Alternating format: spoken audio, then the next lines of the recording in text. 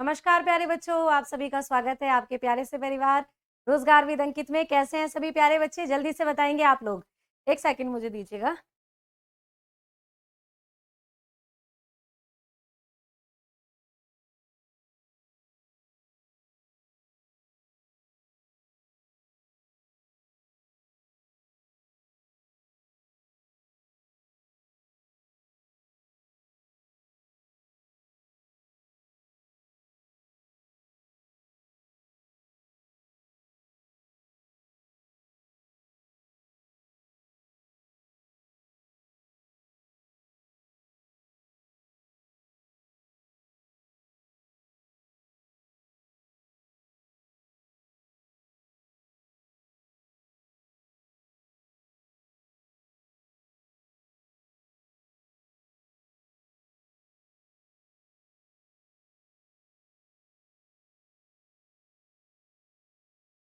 जरा एक बार मुझे कमेंट करके बताएंगे बच्चे, अगर आप लोगों को मेरी आवाज पहुंच रही है और आवाज मेरी सुन पा रहे हो आप लोग, तो एक बार कमेंट करेंगे थम्स अप का, तो मुझे पता चल जाएगा कि एप्लीकेशन में कोई दिक्कत नहीं है, वरना मुझे कुछ इशू नजर आ रहा है अभी।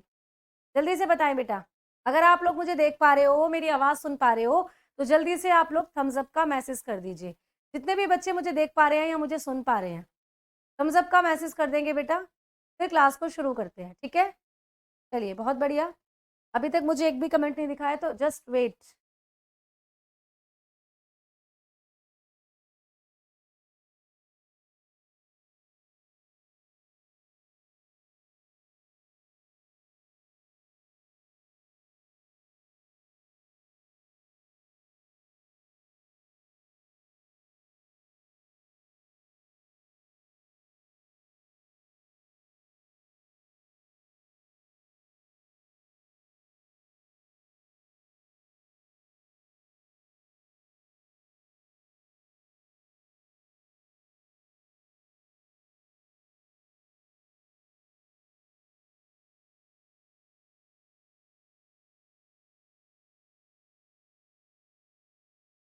चलिए बच्चों, शायद आप लोगों के कमेंट मुझ तक नहीं पहुंच रहे हैं, अभी पहुंच जाएंगे जस्ट कुछ सेकंड्स के अंदर। तो चलिए शुरू करते हैं अपनी क्लास को। तो आवाज सभी बच्चों तक पहुंच रही है, बहुत बढ़िया।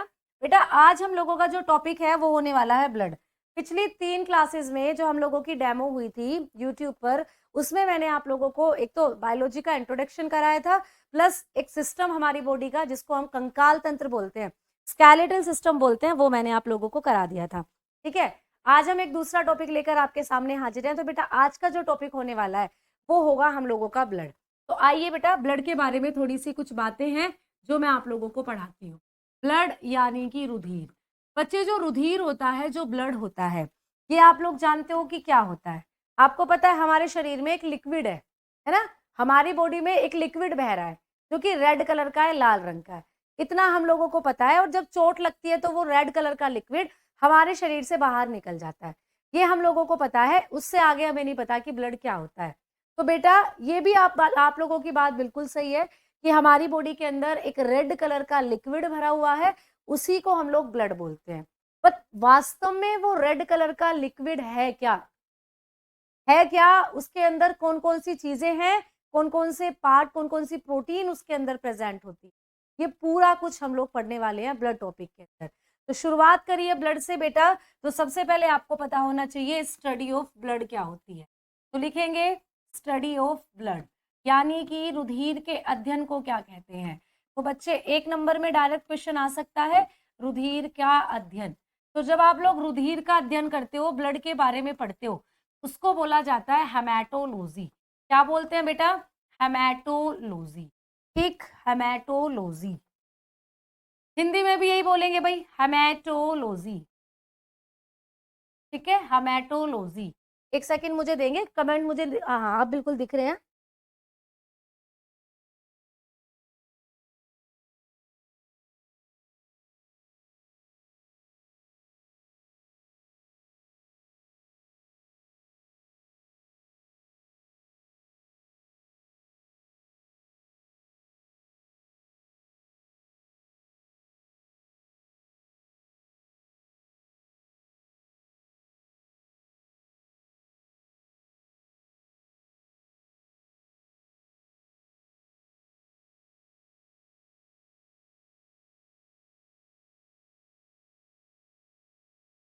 अब आप लोगों के कमेंट मुझे बिल्कुल अच्छे से दिख रहे हैं।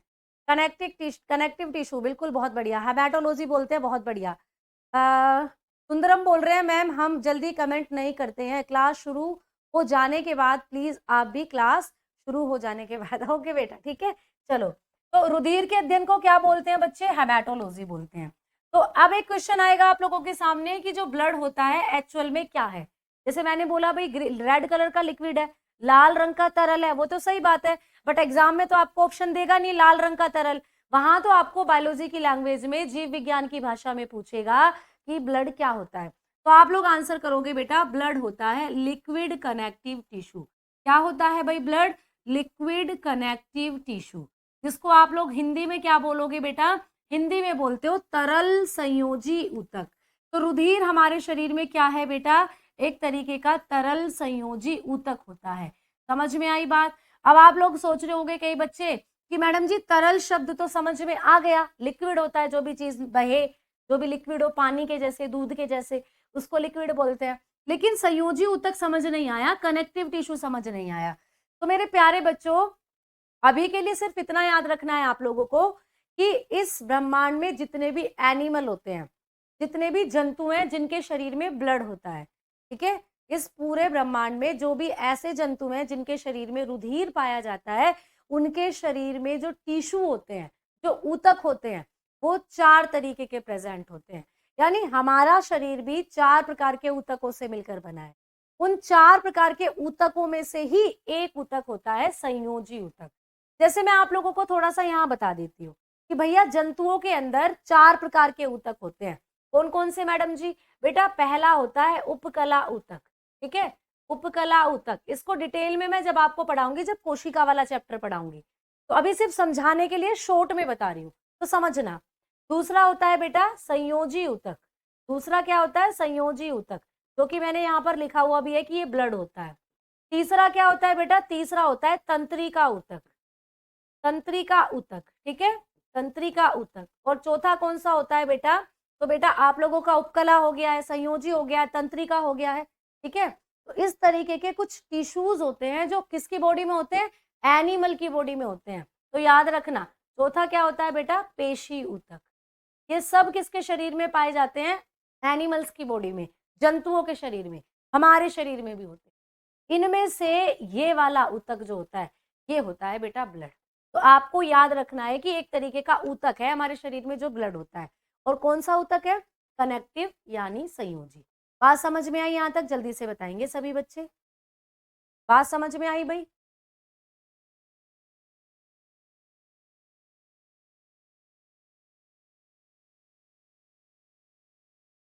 हाँ भाई बताओ, ठीक है। ऊतक क्या होता है अब ये समझ लो। इंग्लिश में भी बताएं बेटा, मैंने इंग्लिश में भी लिखा हुआ है। अच्छा, इनको इंग्लिश में भी बताऊं? मैं तो सिर्फ रफली बता दी थी आप लोगों को, लेकिन सुन लो चलो इंग्लिश में भी, क्योंकि ये अलग टॉपिक है, मैं आपको पढ़ाऊंगी। बेटा उपकला को बोलते हैं एपिथेलियल, एपिथेलियल, ठीक है। और संयोजी को लिखा हुआ है कनेक्टिव, कनेक्टिव।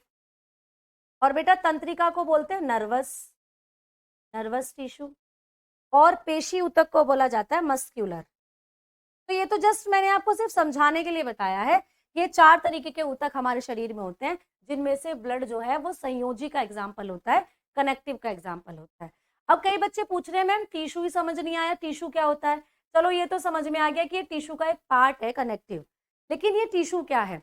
तो बेटा हमारा जो शरीर है, या किसी भी सजीव का जो शरीर होता है, किसी भी लिविंग की जो बॉडी होती है, वो ढेर सारी कोशिकाओं से मिलकर बनी होती है। जैसे मैं, भाई मेरे शरीर में करोड़ों कोशिकाएं हैं। अब मेरे शरीर की जो करोड़ों कोशिकाएं हैं ना, जब वो आपस में जुड़ जाती हैं, जो वो एक साथ समूह बना लेती हैं, एक ग्रुप बना लेती हैं, उसी को बोला जाता है बेटा ऊतक, यानी टिश्यू। यानी आपका जो ब्लड है ना, वो भी बहुत सारी कोशिकाओं का समूह है बेटा। जो आपके शरीर में ब्लड है, वो ग्रुप ऑफ द सेल है, यानी बहुत सारी कोशिकाएं मिलकर आपके ब्लड को बना रही है। और जब बहुत सारी कोशिकाएं मिल जाती हैं, उसी को बोला जाता है बच्चे टिश्यू यानी ऊतक। और ऊतक होते हैं 4 प्रकार के, जिनमें से ब्लड कौन सा है बेटा? कनेक्टिविटी। तो बात समझ में आई ना, है ना? तो यही सब कॉन्सेप्ट आपको याद रखना है। तो ये तो सिर्फ बताने की चीजें थी, समझाने की, ये डिटेलिंग में पढ़ेंगे टिश्यू वाले टॉपिक में। या जब कोशिका पढ़ाऊंगी वहां पर पढ़ेंगे। अभी जस्ट समझाने को बताया था कि भैया एक संयोजी ऊतक भी है हमारी बॉडी में जो होता है, और ऊतक मैंने बता दिया कोशिकाओं का समूह। तो आपकी बॉडी में जो ब्लड है उसमें बहुत सारी कोशिकाएं हैं, जैसे आरबीसी पढ़ोगे, डब्ल्यूबीसी पढ़ोगे, प्लेटलेट्स पढ़ोगे, ये सब एक साथ जुड़ जा रही है, तभी तो आपकी बॉडी में क्या बन रहा है, टिश्यू बन रहा है, और यही टिश्यू क्या करता है बेटा, बहता है, लिक्विड है। भैया कनेक्टिव टिश्यू का और भी एग्जाम्पल अगर बताऊं तो हड्डियां भी हैं। अब हड्डियां कभी बहती हुई देखी है तुमने? हड्डियां कभी बहती हैं पानी की तरह या खून की तरह? नहीं बहती, हड्डियां तो सॉलिड है। लेकिन ब्लड जरूर ऐसा है जिसको अगर आपकी जैसे गर्दन किसी की काट देते हैं तो कैसे बह के चले जाता है पानी की तरह खून, तो ब्लड क्या हुआ बेटा, लिक्विड हुआ। तो ये इसीलिए हम लिखते हैं कि रुधिर तरल संयोजी ऊतक होता है। क्लियर हो गई बात, है ना? अब आ जाओ इधर। मयंक बेटा शुक्रिया। खुशी पूछ रही है रिप्लाई क्यों नहीं, मुझे रिप्लाई क्यों नहीं देती आप? बेटा आपका कमेंट मैंने अब देखा है, अब बताओ आप क्या पूछ रहे हो, बोलो क्या पूछ रहे हो। अब देखो इधर, अब आगे की बात क्या, अगला पॉइंट क्या पढ़ना है आप लोगों को ब्लड के बारे में। बेटा आपको पूछेगा कि ब्लड फॉर्मेशन कहाँ होता है, ठीक है, तो लिख लीजिएगा ब्लड फॉर्मेशन। पूछेगा रुधिर निर्माण की क्रिया हमारे शरीर में कहाँ होती है, ब्लड फॉर्मेशन, रुधिर निर्माण कहाँ होता है। तो जस्ट सिंपल सा देखना, एग्जाम में सिर्फ इतना पूछे कि रुधिर निर्माण की क्रिया शरीर में कहाँ होती है, तो आंसर करोगे मेरे बच्चों बोन मैरो। आंसर क्या करोगे, बोन मैरो। अब ये बोन मैरो क्या है मैडम जी, तो इसको हिंदी में बोलते हैं बच्चे अस्थि मज्जा। अब अस्थि तो सभी जानते हो, अस्थि यानी हड्डी, और मज्जा क्या होता है, मज्जा होता है बेटा खाली जगह। तो आपकी जो हड्डियां होती है ना, उनमें बच्चे खाली जगह होती है, इसी को बोला जाता है बोन मैरो। देखो ये तुम लोगों की हड्डी है ना?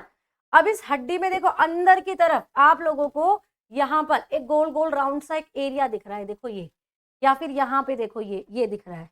तो इस हड्डी की खाली जगह में एक लिक्विड सा भरा हुआ होता है, एक मैट्रिक्स भरा हुआ होता है बेटा, यहाँ मैट्रिक्स भरा हुआ होता है, ठीक है, एक मैट्रिक्स, एक पदार्थ सा भरा हुआ होता है। इस पदार्थ को ही बोला जाता है बोन मैरो। क्या है बेटा ये पदार्थ ही कहलाता है बोन मैरो। और इसी पदार्थ में कैपेबिलिटीज होती है कि ये ब्लड सेल का निर्माण कर सके, यानी यहीं पर आरबीसी, डब्ल्यूबीसी, प्लेटलेट्स का निर्माण होता है, उनका जन्म होता है। तो यही होता है बेटा बोन मैरो यानी अस्थि मज्जा। तो आपके शरीर की जो हड्डियां होती हैं उनमें खाली जगह होती है, उस खाली जगह में मैट्रिक्स होता है, उस मैट्रिक्स में ही आरबीसी, डब्ल्यूबीसी, प्लेटलेट्स का निर्माण होता है, इसी खाली जगह को बोन मैरो बोलते हैं। तो जब हड्डियां पढ़ाई थी वहां भी बताया था कि हड्डियों में क्या बनता है भाई, ब्लड बनता है, ठीक है, हड्डियों में क्या बनता है, ब्लड। माँ सरस्वती दिखती है साक्षात। अच्छा बेटा शुक्रिया, धन्यवाद, आप लोग ऐसा सोचते हो बट ऐसा कुछ नहीं है, ठीक है, आपकी मेहनत ही है जो आपके काम आएगी, ठीक है। क्वेश्चन मैम जी बायोलॉजी से कितने क्वेश्चन आते हैं? बेटा साइंस में ना टोटल मैंने पहले भी बताया था 4 से 5 क्वेश्चन आपको मिलेंगे टोटल साइंस के अंदर, जिसमें से आपके 2 क्वेश्चन हो सकते हैं बायो के हों, क्योंकि बायो का थोड़ा सा वेटेज ज्यादा होता है, ठीक है। अब आ जाओ आगे। मैम ये एनिमल में भी होता है, हाँ बेटा, जिस भी एनिमल के अंदर ब्लड हो, चाहे वो कुत्ता हो, बिल्ली हो, गधा, घोड़ा या हम लोग हो, जिसमें भी ब्लड होगा उसमें हड्डियां होंगी, हड्डियों में बोन मैरो, और बोन मैरो में बनता है बेटा ब्लड, ठीक है। तो ये क्वेश्चन आपको डायरेक्ट पूछा जाता है एग्जाम में कि ब्लड फॉर्मेशन का जो प्रोसेस है वो कहाँ होता है हमारे शरीर में, आप लोग बता दोगे अस्थि मज्जा में होता है। तो 3 पॉइंट कर लिए, आ जाओ चौथे पॉइंट की बात करते हैं। जो बच्चे ब्लड होता है ना हमारे शरीर में, अगर आपको पूछ ले कि कौन सी ऐसी लेयर है जो हमारी बॉडी में ब्लड बना रही है, देखो ध्यान से सुनना, आपको पूछ ले लेयर, ठीक है, या आपको पूछ ले कि कौन सी परत, अब परत भी कई तरीके की है तो इसको पूरा लिख लो, तुम कंफ्यूज हो जाओगे, कौन सी एम्ब्रियोनिक लेयर, ठीक है, या कौन सी भ्रूणीय परत, ऐसे पूछ ले तो लिख लो एम्ब्रियोनिक लेयर, एम्ब्रियोनिक लेयर, या हिंदी में बोलते हैं भ्रूणीय परत। कौन सी भ्रूणीय परत ऐसी है बच्चे जो रुधिर निर्माण का काम करती है हमारे शरीर में? तो कई बच्चे तो यहाँ पे घूम गए होंगे कि ये कौन सी नई चीज आई है, तो घबराओ मत, अभी पढ़ाऊंगी, पहले सुन लो, आंसर लिख लो इसका। तो बेटा कौन सी भ्रूणीय परत है जो रुधिर निर्माण का काम करती है? आंसर कर दोगे मीजोडर्म। मीजोडर्म, कई बार आप लोगों ने एग्जाम में ये नाम सुन भी रखा होगा, मीजोडर्म।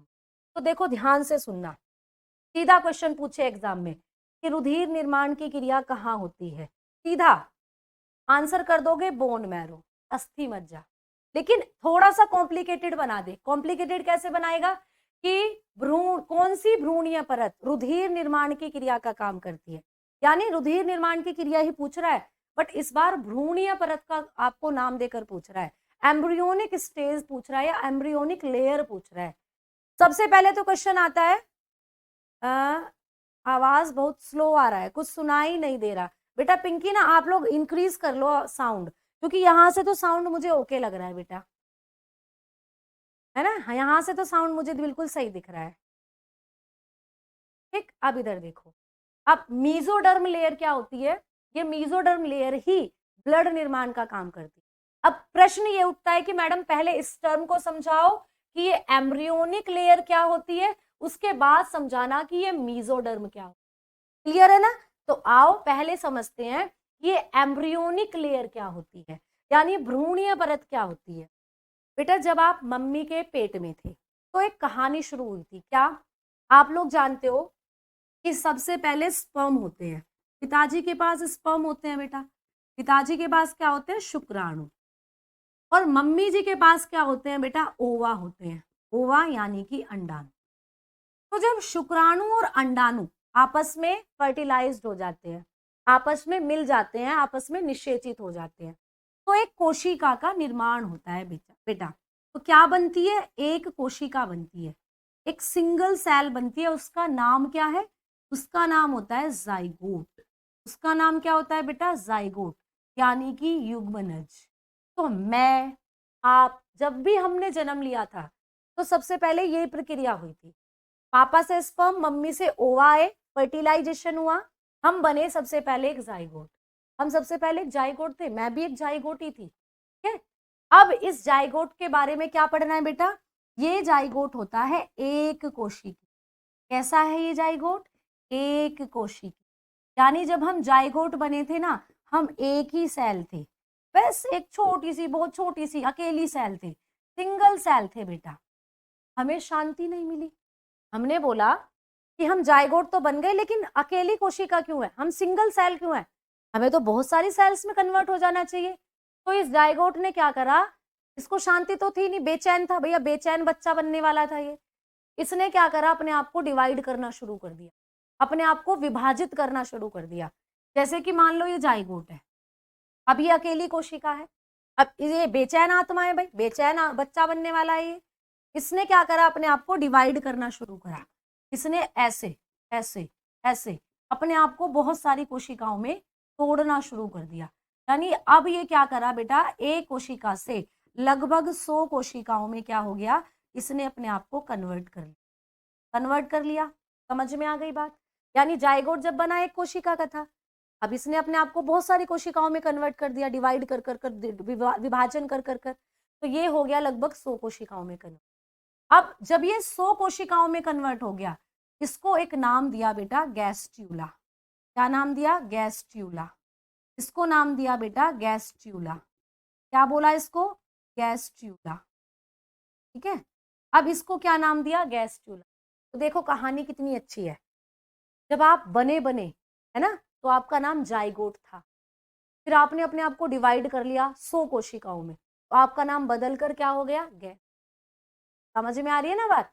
तो पहले आपका नाम जाइगोट, फिर आपका नाम बन गया गैस्ट्यूला, है ना।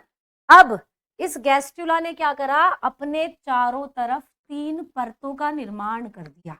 इस गैस्ट्यूला ने क्या करा बेटा, अपने चारों तरफ 3 परतों का निर्माण कर लिया, एक परत ये, एक परत ये, और एक परत ये। अब इन 3 परतों को ही बोला जाता है बेटा एम्ब्रियोनिक लेयर। इन 3 परतों को ही बोला जाता है भ्रूणीय परत, है ना। मैम एसएस क्यों नहीं हो रहा, वीडियो एसएस क्यों नहीं हो रहा, मतलब बच्चे 3 कमेंट मिस हो गए? नहीं, वो तो शुरू में आ जाएगी आपकी वीडियो, जैसे ही आपकी रिकॉर्डेड जाएगी, है ना। जैसे ही रिकॉर्डेड जाएगी हो जाएगी। देखो आपको पूछे ना स्कल में कितनी हड्डियां हैं, तो 29 बताना है। स्कल में कितनी हड्डियां हैं, तो 29, है ना। और खोपड़ी करके पूछ ले, खोपड़ी, तो ये खोपड़ी वाला एरिया है, इसमें बताना 8। फ्लैट बोनिया करके पूछे, ठीक है नीरज जी, ठीक बेटा। चलो, साउंड नहीं आ रही है, सभी बच्चों के साथ ये दिक्कत हो रही है क्या बेटा, साउंड नहीं आ रही है? यहाँ से माइक बिल्कुल सही है। अब बताना, अब आ रही है साउंड, बोलो।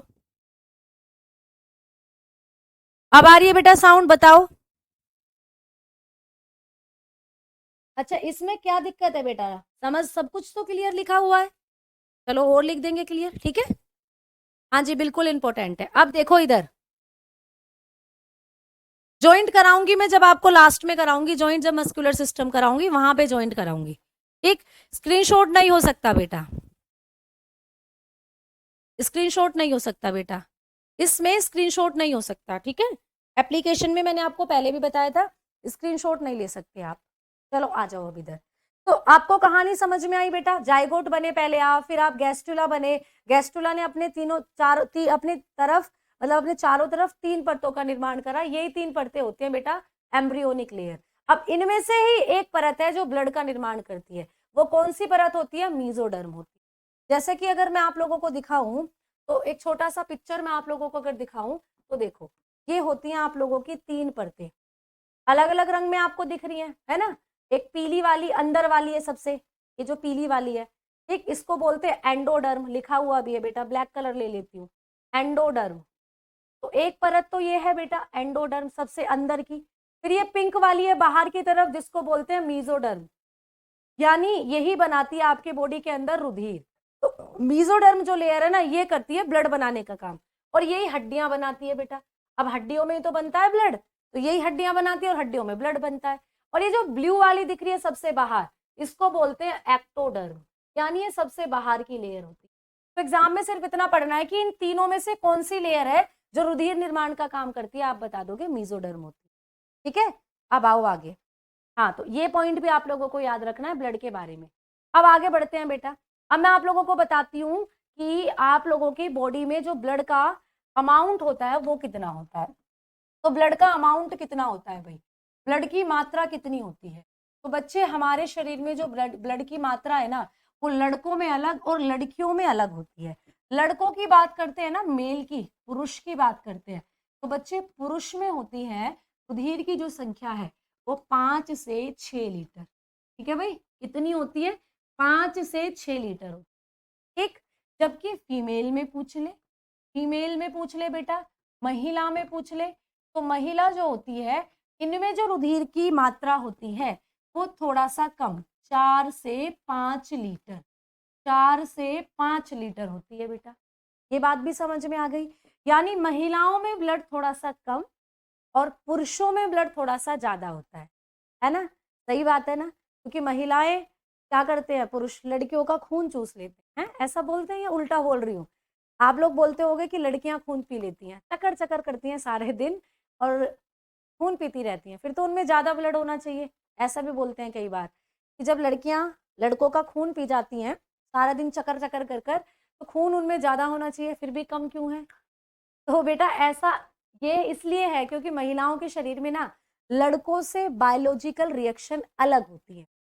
कुछ ऐसी रिएक्शन है जो लड़कों के शरीर में नहीं होती, लड़कियों के शरीर में होती है। जैसे मेंस्ट्रुएशन होता है बेटा, जो महामारी चक्र होता है, उसके दौरान लड़कियों की बॉडी से ब्लड का लॉस होता है, इसीलिए उनकी बॉडी में ब्लड कम होता है। प्रेगनेंसी के दौरान बच्चे के निर्माण में ब्लड का अमाउंट चाहिए होता है, इसीलिए ब्लड कम होता है। तो ये रीजन होता है ब्लड का अमाउंट कम होना लड़कियों के अंदर, है ना? हाँ जी, तो पुरुषों में ज्यादा होता है ब्लड, इस बात को याद रखना। अब आओ आगे, अब बात करते हैं कि ब्लड का जो पीएच मान है वो कितना होता है, रुधिर की पीएच वैल्यू कितनी होती है, रुधिर का पीएच मान कितना होता है। तो मेरे बच्चों, सबसे पहले तो आपको ये पता होना चाहिए कि पीएच मान क्या होता है। तो जब हम केमिस्ट्री पढ़ेंगे ना, वहां पर पढ़ेंगे पीएच स्केल। पीएच स्केल एक ऐसा स्केल है बेटा जो किसी चीज का अम्लीय या क्षारीय या उदासीन होने के बारे में बताता है हमें। यानी कोई चीज अम्लीय है, कोई चीज क्षारीय है, कोई चीज क्या है बेटा, उदासीन है, इस बात की जानकारी हमें पीएच स्केल देता है। अगर आप ब्लड को पीएच स्केल पर रखोगे तो रुधिर का जो पीएच मान होता है वो 7.4 आता है। यानी ब्लड होता है बेटा क्षारीय प्रकृति का, एल्केलाइन। तो रुधिर कैसी प्रकृति का होता है ये भी पूछता है, एल्केलाइन होता है। अब आप लोग सोच रहे हो मैडम जी क्यों होता है एल्केलाइन ब्लड? तो देखो, मान लो ये पीएच स्केल है बेटा, ठीक है। अब इस पीएच स्केल पर ना कुछ नंबर लिखे होते हैं, जैसे 0 से 7, और 7 से 14, ये होता है पीएच स्केल। अब जब इस पर आपने ब्लड को डाला तो ब्लड जाकर रुकता है कहाँ पर, मान लीजिए इस पर ब्लड डाल दिया, ये तो ब्लड जाकर रुकेगा 7 से 0.4 आगे। तो इसका मतलब जो ब्लड का पीएच वैल्यू है वो कितनी आई बेटा, 7.4 आ गई। ठीक है, अब हमने लिखा है कि ब्लड एल्केलाइन होता है, क्षारीय होता है। इसका मतलब क्या है, तो बेटा इस पीएच स्केल पर जब आप किसी चीज को डालते हो तो जब वो चीज 0 से 7 के बीच में आकर रुकती है उसको हम अम्ल मान लेते हैं बेटा। उसको हम क्या मान लेते हैं, अम्ल यानी कि एसिड। ठीक है, और अगर कोई चीज एकदम 7 पर आकर रुक जाती है, एकदम 7 पर आकर रुक जाती है, उसको हम लोग उदासीन मान लेते हैं बेटा। क्या मान लेते हैं भाई, न्यूट्रल। समझ में आई बात, क्या मान लेते हैं, न्यूट्रल। लेकिन अगर कोई चीज 7 से 14 के बीच में आकर रुक जाए उसको हम क्षारीय मानते हैं बेटा। क्या मानते हैं, एल्केलाइन। आपका जो ब्लड का पीएच मान है वो 7 से ज्यादा है यानी 0.4 ज्यादा है, यानी वैल्यू किसके बीच में आ रही है, 7 से 14 के बीच में, इसीलिए ब्लड को क्या माना जाता है, एल्केलाइन यानी क्षारीय। है ना, समझ में आई। मैं आंसर दी थी दोनों क्वेश्चन के, खुशी बहुत बढ़िया बेटा, बहुत बढ़िया। ठीक है, इसीलिए आपका ब्लड जो होता है वो क्या होता है, क्षारीय नेचर। क्लियर हो गए पॉइंट, अब आ जाओ आगे। अब हम लोग बात करते हैं कि बेटा आपका जो ब्लड होता है वो किस किस चीज से मिलकर बना है, यानी ब्लड में एक्चुअल में कौन कौन सी चीजें हैं जो आपको देखने को मिलती है। तो हेडिंग देंगे component of blood, components of blood, components of blood यानी बच्चे रुधिर के घटक।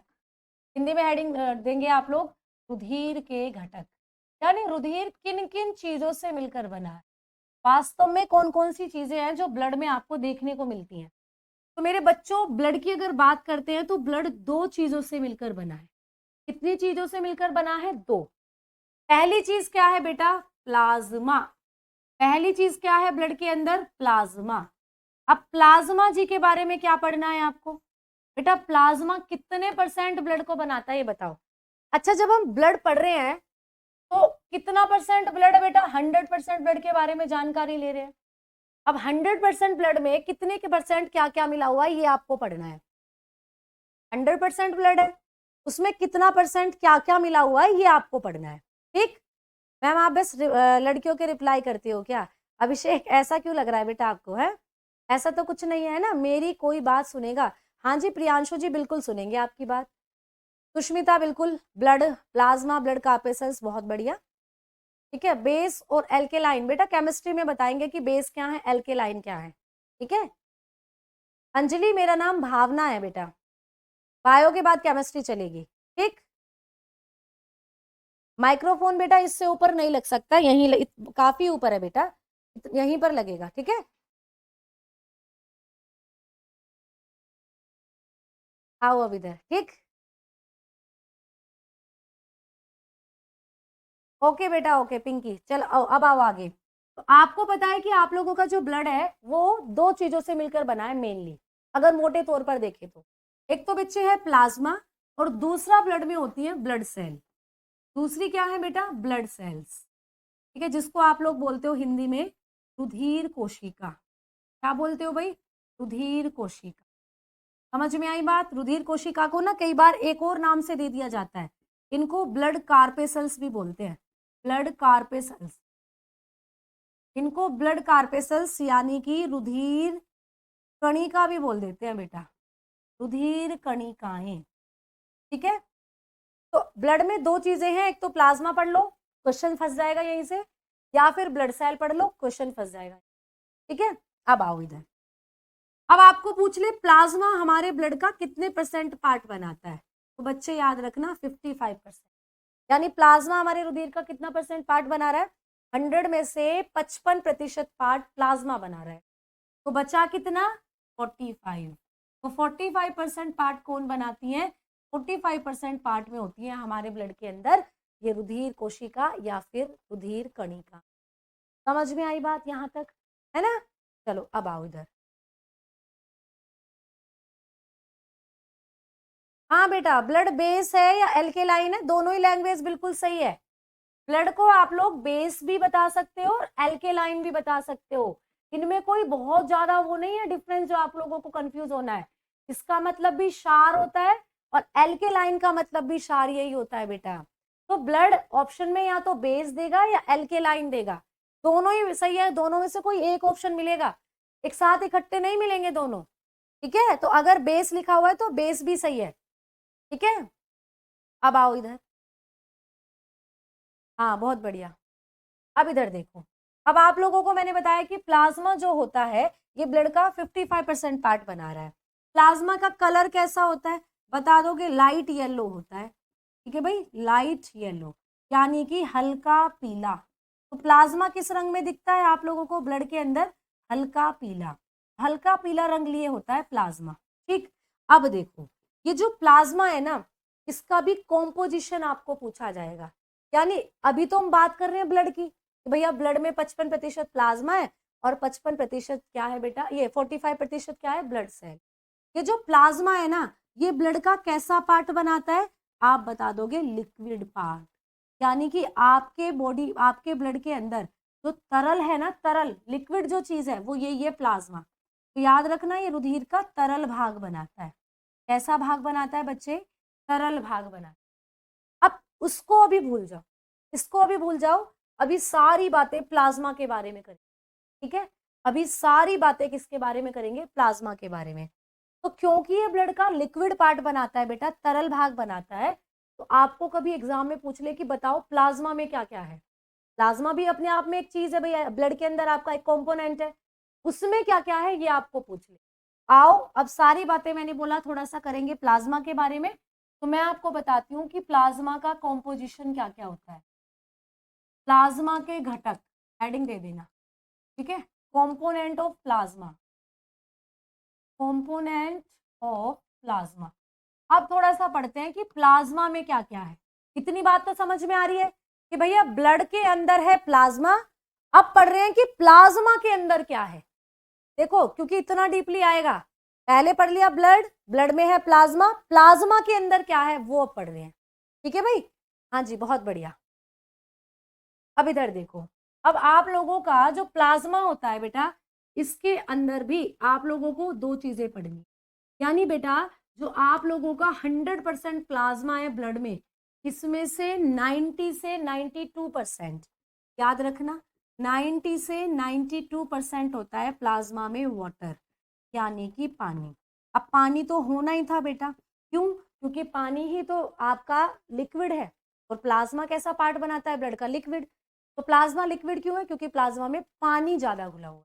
तो बेटा पानी आपकी बॉडी में इसलिए जरूरी है क्योंकि पानी भी ब्लड के निर्माण में हेल्पफुल होता है। क्योंकि जितना पानी पियोगे उतना ही अच्छे अमाउंट में प्लाज्मा बनेगा और ब्लड के अंदर उतना ही अच्छा अमाउंट रहेगा जो आप लोगों का पानी का रहेगा, या डिहाइड्रेशन आपको नहीं होगा। तो ब्लड में पानी भी होता है। तो पानी कहाँ पर रहता है? प्लाज्मा के अंदर, क्योंकि प्लाज्मा 90 से 92% पानी से ही बना है। समझ में आई बात? बहुत बढ़िया। आगे देखो, अब दूसरी चीज जो प्लाज्मा में होती है बेटा वो होती है आप लोगों की प्रोटीन।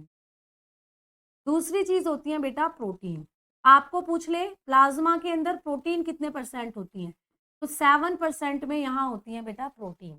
तो प्लाज्मा में कुछ अच्छी बहुत महत्वपूर्ण प्रोटीन भी घुली हुई होती है। कितनी होती है? 7%। और बेटा 1 से 2% अदर सब्सटेंस होती है। ठीक है, अदर मटेरियल, दूसरे पदार्थ होते हैं बेटा। कितने परसेंट में? 1 से 2% दूसरे पदार्थ। समझ में आ गई बात, है ना? तो ये सारी चीजें हैं जो आप लोगों को प्लाज्मा में थोड़ा सा देखना है।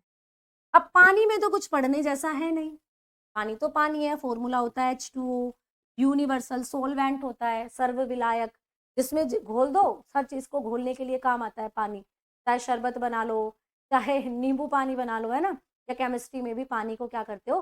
चीजों को घोलने में यूज करते हो। लेकिन बात चली है प्रोटीन की, तो यहां से ये इंपॉर्टेंट है कि प्लाज्मा में प्रोटीन कौन कौन से। आइए अब बात करते हैं प्लाज्मा की प्रोटीन। ठीक, ठीक है भाई, समझ में आ गई? देखो पूरे ब्लड का कितने परसेंट वाटर है आप लोगों को ये नहीं पूछेगा, आपको यही पूछेगा कि पूरे ब्लड में जो प्लाज्मा है उसमें कितने परसेंट वाटर है। तो वो बताओगे 90 से 92%। या ऐसे भी बोल सकते हो कि आपका ओवरऑल जो ब्लड है उसमें 90 से 92% क्या है बेटा, पानी ही है। ठीक, तो ये आपको बताना है। चलो तो आ जाओ, अब इधर देखो, ग्लूकोज भी होता है मैम, मैंने बोला ना बेटा अदर सब्सटेंस में यही चीजें आ जाएंगी, ग्लूकोज हो गया, ऑक्सीजन हो गया, कार्बन डाइऑक्साइड हो गया, ये सब आ जाएंगे, है ना। इनको नहीं पूछता, पूछता है मेनली प्रोटीन। आओ तो प्लाज्मा प्रोटीन के बारे में पढ़ते। प्लाज्मा प्रोटीन, प्लाज्मा में कौन कौन सी प्रोटीन हो, ब्लड का जो प्लाज्मा है इसमें कौन कौन सी प्रोटीन, मेनली 3 प्रोटीन है जो आप लोगों को कई कई बार एग्जाम में पूछ। सबसे पहले है बेटा एल्ब्यूमिन, सबसे पहली है एल्ब्यूमिन, एल्ब्यूमिन, ठीक है। इसके बाद है ग्लोबुलिन,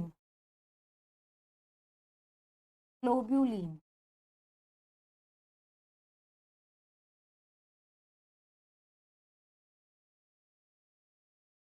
ग्लोब्यूलिन। और बच्चे इसके बाद तीसरी जो विटामिन होती, तीसरी जो प्रोटीन होती है आपके प्लाज्मा में, वो होती है फेब्रिनोजन, फेब्रिनोजन, ये भी याद रखने, फेब्रिनोजन, ठीक है। ये 3 मेनली प्रोटीन है जो कहाँ प्रेजेंट होती है, ब्लड के अंदर, प्लाज्मा में। तो देखो क्वेश्चन फर्स्ट टाइप का तो ऐसे ही आएगा कि एल्ब्यूमिन, ग्लोबुलिन और फेब्रिनोजन ये ब्लड के अंदर कहाँ पर प्रेजेंट होती हैं, आरबीसी में, डब्ल्यूबीसी में, प्लाज्मा में या प्लेटलेट्स में। तो याद रखना ये कहाँ होती है तीनों, ये होती है प्लाज्मा के अंदर, ठीक है।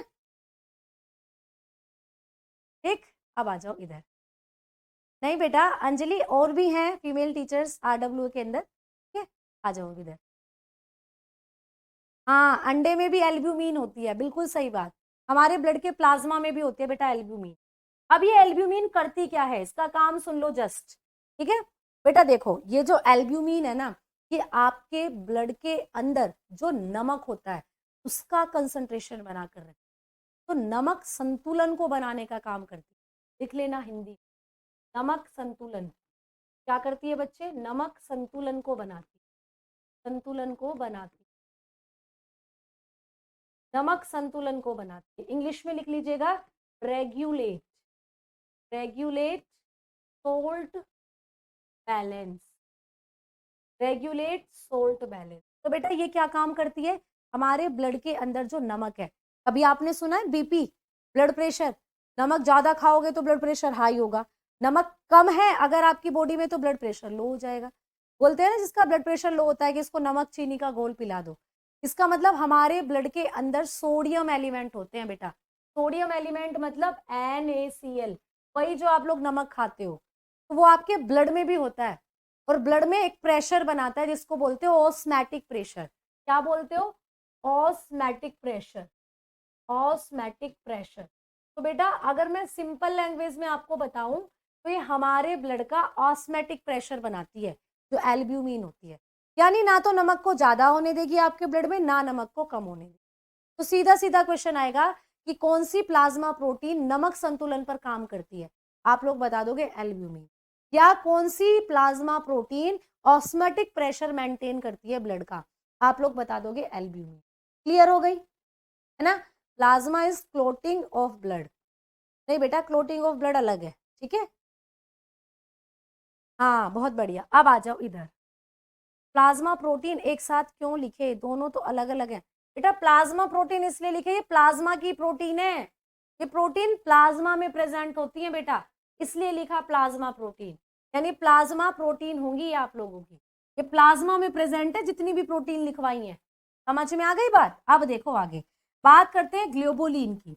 भाई ये क्या काम करती है, तो लिख लेना प्रतिरक्षी के समान काम करती है, प्रतिरक्षी के समान, प्रतिरक्षी के समान कार्य करती है बच्चे।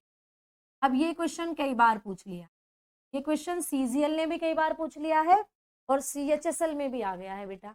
तो पूछा जाता है कि प्लाज्मा में कौन सी ऐसी प्रोटीन है या कौन सी प्लाज्मा प्रोटीन एंटीबॉडी की तरह काम करती है, प्रतिरक्षी की तरह काम करती है, ये होती है बेटा ग्लोबुलिन। तो लिख लेना work as antibody, work as antibody.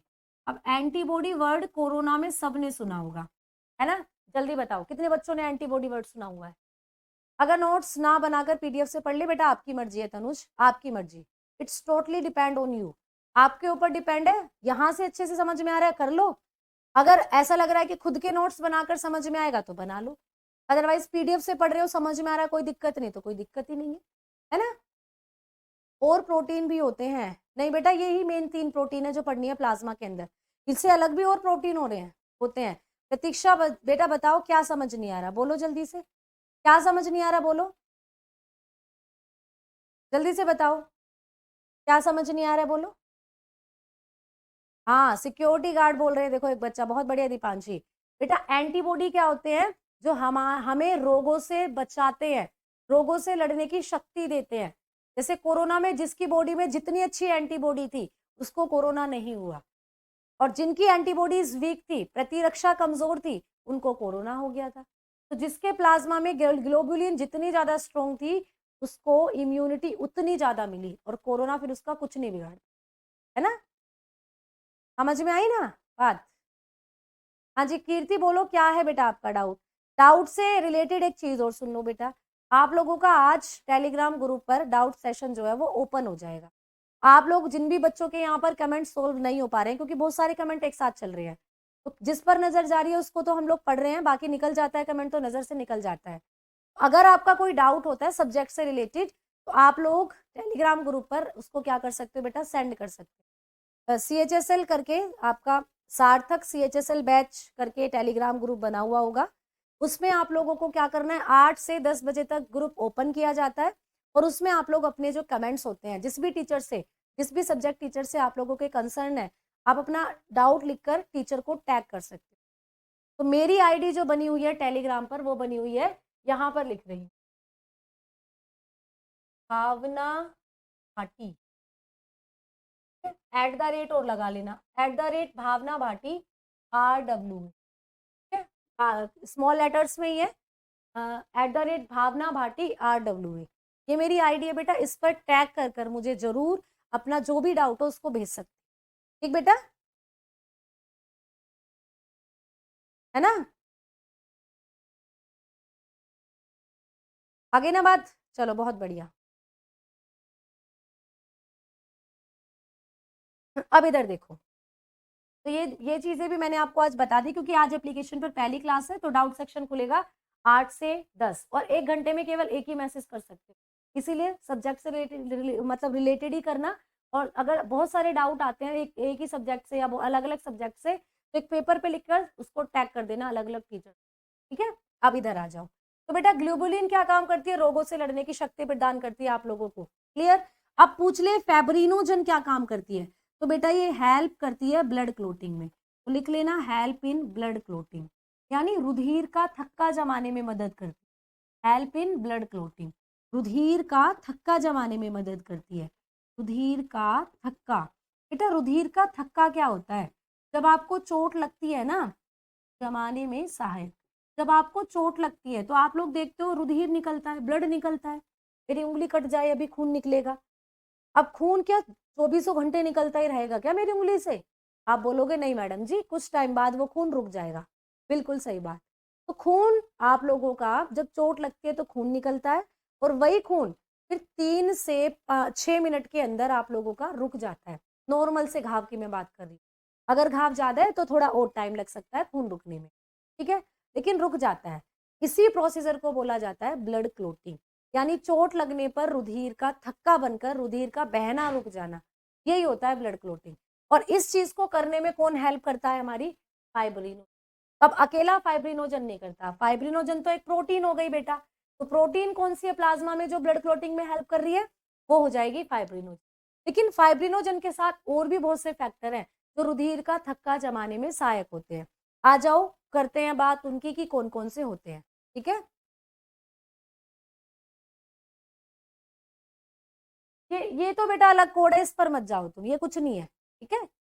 अब इधर देखो, अब बात करते हैं ब्लड क्लोटिंग फैक्टर की, blood clotting factor, blood clotting factors की बात करते हैं, यानी रुधिर स्कंदक कारक, रुधिर स्कंदक कारक, रुधिर स्कंदक कारक कौन कौन से होते हैं हमारे शरीर। तो बच्चे सबसे पहले आपको याद रखना है, अभी अभी बताई, पूछ ले कौन सी प्रोटीन है जो रुधिर का थक्का जमाने में सहायक है। कौन सी प्रोटीन है जो रुधिर की क्लोटिंग करती है। तो अभी अभी आपको लिखवाया था ना फैब्रिनोजन, तो प्रोटीन पूछे तो बता दोगे फैब्रिनोजन। Clear, fibrinogen. क्लियर बेटा, आ जाओ। आपको पूछ ले विटामिन कौन सी है। एक विटामिन भी है बेटा जो हमारे लिए जरूरी होती है, ये हमारे ब्लड में घुल जाती है जाकर और ब्लड का थक्का जमाने में सहायता करती है। तो विटामिन पूछ ले आप लोगों को तो आप लोग बता दोगे बेटा विटामिन के। कौन सी विटामिन है जो रुधिर का थक्का जमाने में मदद करेगी, के। तीसरा पॉइंट क्या है बेटा, आपको पूछ ले कौन सा ऐसा एलिमेंट है जो हमारे ब्लड में होता है और रुधिर का थक्का जमाने में हेल्प करता है। कौन सा ऐसा तत्व है, ठीक है, तत्व, एलिमेंट। केमिस्ट्री में पढ़ते हो ना सारे एलिमेंट, कैल्शियम, मैग्नीशियम, फास्फोरस, इस तरीके से।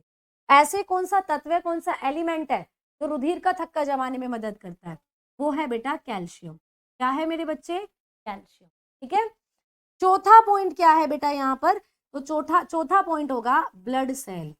कौन सी ऐसी ब्लड सेल है, कौन सी ऐसी रुधिर कोशिका है जो रुधिर का थक्का जमाने में मदद करती है। तो मेरे बच्चों आपके बॉडी के अंदर, आपके ब्लड में, देखो मैंने लिखवाया भी है ना रुधिर कोशिका, ये इनको भी थोड़ी देर में पढ़ेंगे, पहले प्लाज्मा पढ़ रहे हैं पूरा। तो ये रुधिर कोशिका, इनमें भी एक चीज ऐसी पढ़ोगे जो आपके रुधिर का थक्का जमाने में, वही अब मैं वहां पे लिखी। तो कौन सी रुधिर कोशिका है जो रुधिर का थक्का जमाने में सहायक है बेटा, आप लोग बता दोगे प्लेटलेट्स। प्लेटलेट्स यानी कि इनको हिंदी में बोलते हैं बिम्बाणु। प्लेटलेट्स को हिंदी में बोला जाता है बिम्बाणु। ठीक है, समझ में आई है बात। अब बताओ मैम स्पीड से आगे लाइव नहीं हो सकता क्या।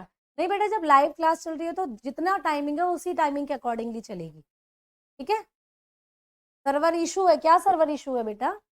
अब यहां तक मुझे जल्दी से थम्स अप दो सभी बच्चे।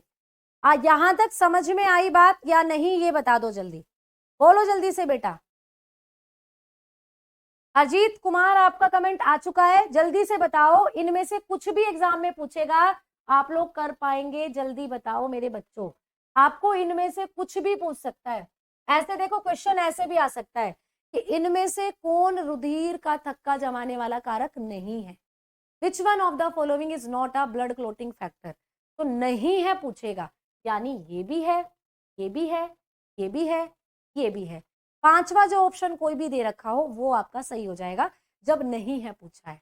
या ऐसे पूछ सकता है कि कौन है, तो कोई भी एक इनमें से उठाकर दे देगा, कोई भी एक इनमें से उठाकर दे देगा।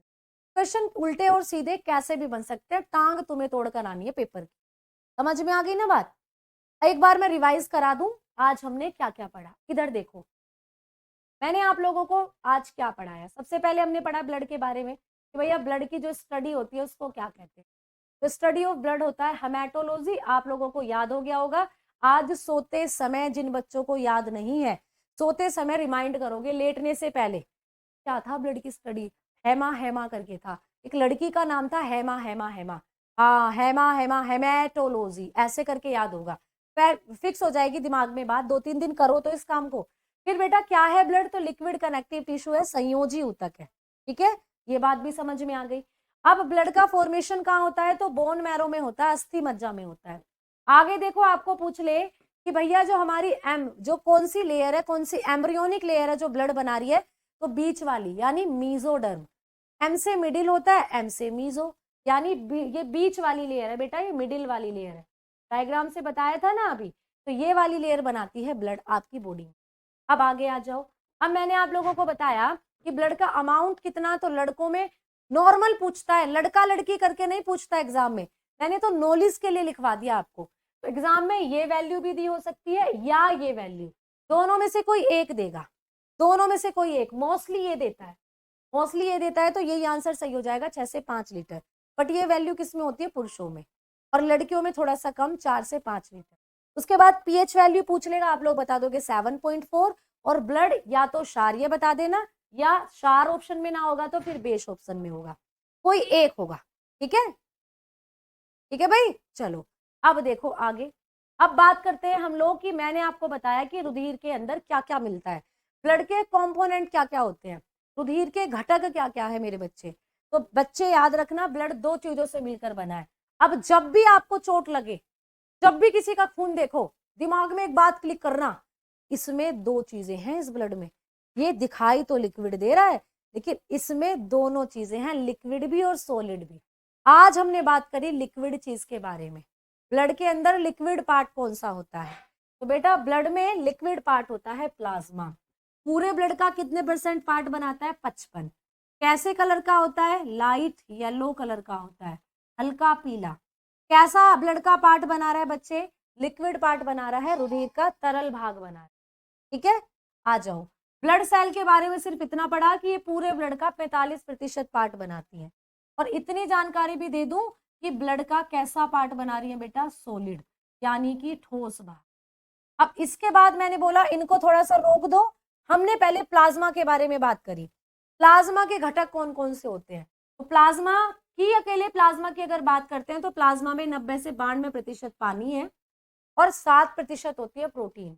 बाकी 1 से 2% में दूसरे पदार्थ होते हैं प्लाज्मा के अंदर, जैसे ऑक्सीजन हो गया, ग्लूकोज हो गया, दूसरी चीजें। ठीक है, आओ अब यहीं से निकल कर आ जाती है एक इंपॉर्टेंट चीज कि मैडम प्लाज्मा में कौन कौन सी प्रोटीन।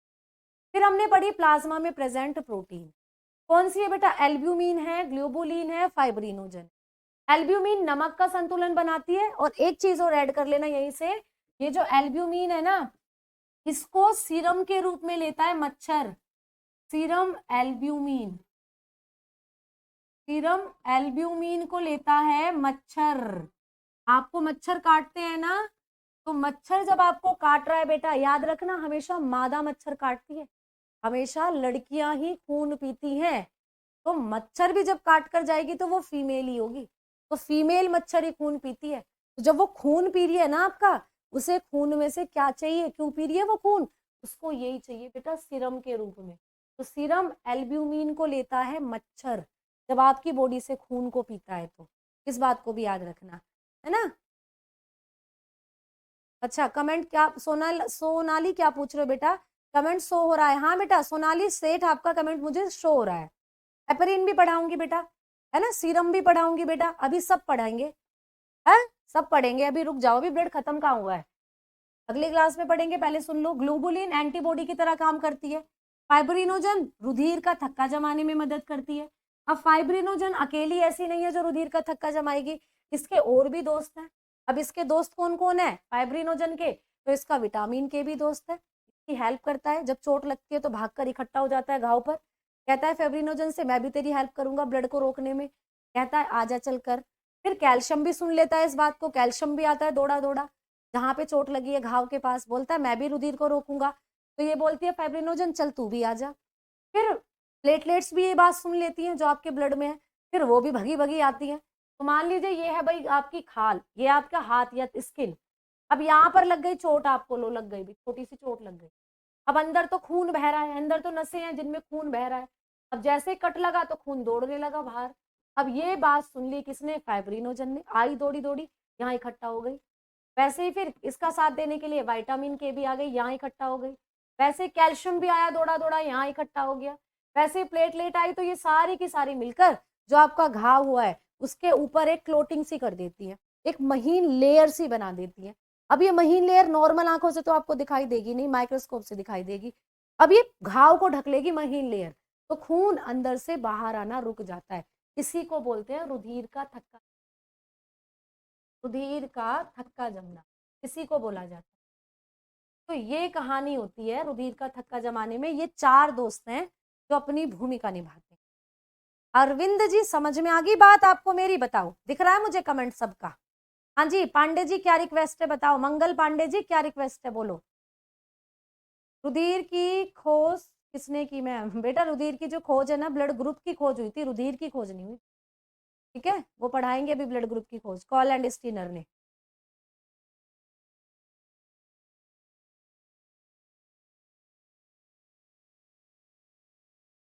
ठीक है, demo ma'am, please ma'am live class में भी स्पीड इंक्रीज करने का ऑप्शन लगवा दो। ठीक है बेटा।